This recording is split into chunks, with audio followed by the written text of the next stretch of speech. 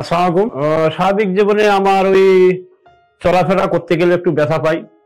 তারপর হাতটা মুভমেন্ট না করার কারণে শার্ট, গেঞ্জি, লুঙ্গি সঠিকভাবে পরণ করতে পারি না। আমার নাম মোহাম্মদ হেসারউদ্দিন মোল্লা। বয়স ৬২ বছর। আমার পেশা চাকরিজীবী। আমি এখন বর্তমান রিটায়ার্ড পার্সন।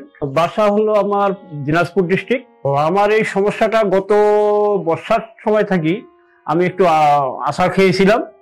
হওয়ার পর আমার হাতটা মুভমেন্ট করে না সঠিকভাবে। এই কারণে আমি এখানে ভর্তি হয়েছি। স্বাভাবিক জীবনে আমার ওই চলাফেরা করতে গেলে একটু ব্যথা পাই।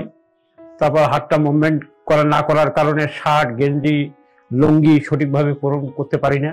কোমরের সমস্যা ছিল, কিন্তু প্রায় ৩ বছর আগে আমি এই হাসপাতালে ভর্তি হয়ে স্যারের সঙ্গে শরণাপন্ন হয়ে স্যার আমাকে ট্রিটমেন্টের জন্য বলছিল এবং আমাকে ২ মাসের ঔষধ দিয়েছিল। এই ২ মাসের ঔষধ খেয়ে আমি প্রায় সুস্থ হয়ে গেছি কোমরে। তারপরও আমি এই হাতের কারণে কোমরেও একটু চিকিৎসা করতেছি। এই পর্যন্ত কতজন ডাক্তার বলতে মানে আমি মূলত প্রথমে এখানেই আসছি। আমার প্রায় সপ্তাহ হয়ে আসতেছে আর কি।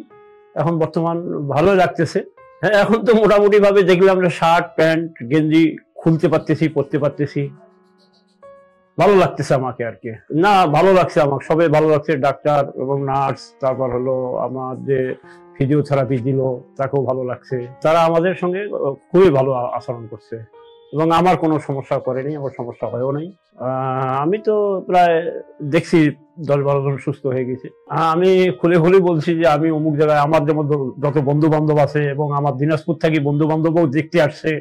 হ্যাঁ, তারা দেখিয়ে বলছে যে চিকিৎসা খুব ভালো, সুস্থ হয়ে আসো। এবং আমিও বলছি যে এখানে আসলে তারা ভালো হবে।